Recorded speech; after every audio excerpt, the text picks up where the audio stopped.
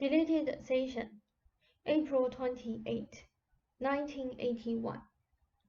Now, a few instructions. As you read this group of sessions, the idea is in no way to accuse the sinful self. It is instead to understand it, its needs and motives, and to communicate the idea that it was sold a bold bill of goods in childhood, scared out of its wits, maligned. The idea is to show it that those beliefs no longer apply, that the framework in which they were learned was highly faulty.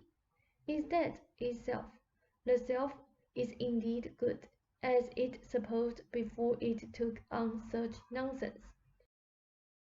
Treat it in a way like a frightened child who can be comforted and who can understand.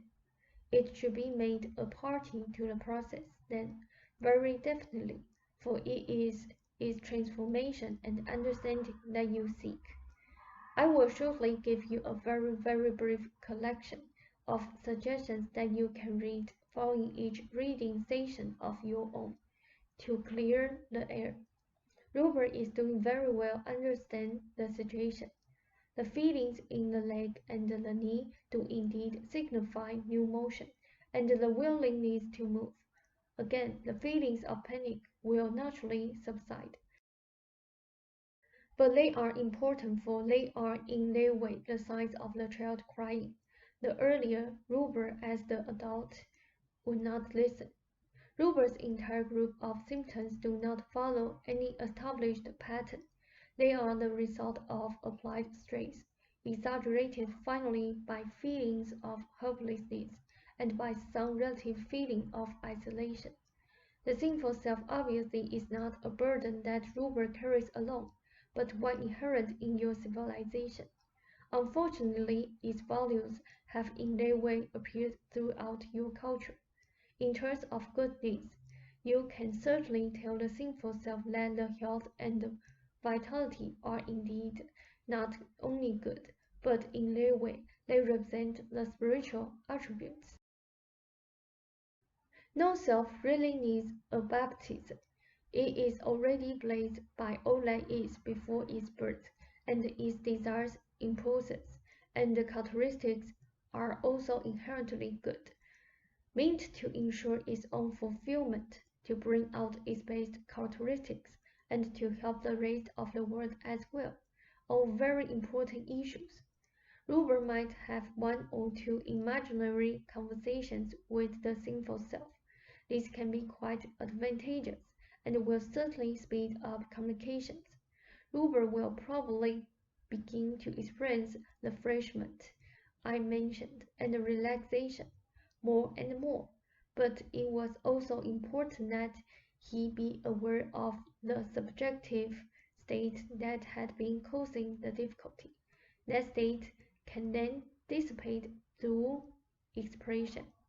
This will indeed be a brief session, but I did want to give it to you before you seriously began studying this group. Do you want to ask a question? Ra said, I've been wondering lately about how much of a role his psychic abilities have to do with the intensity of his reactions to his childhood experience. I know you've gone into aspects of that before, but... They said, the creative abilities after a while were themselves suspect. The sinful self was taught to distrust its own nature and expression, believing that nature, by virtue of original sin, was flawed, but in a tragic fashion. Literally damned by God, of course, because of the sins of the forefathers. Psychic abilities, as such, were relatively unimportant to Robert when the sinful self was receiving all of these instructions. So in that regard, they, taken alone, were simply seen in a somewhat worse light than the creative abilities. The problem came with the insertion of questions of good or bad, truth or falsehood, and certainly with any possibility of, say, setting up a new religion. I made those points clear in a recent session, and they are important. End of session. Ra said thank you. They said a fond good evening.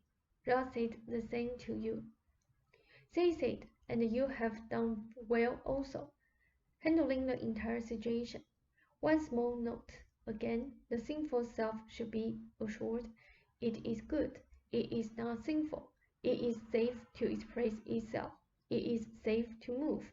And it was produced by all that is out of the great energy of universe love.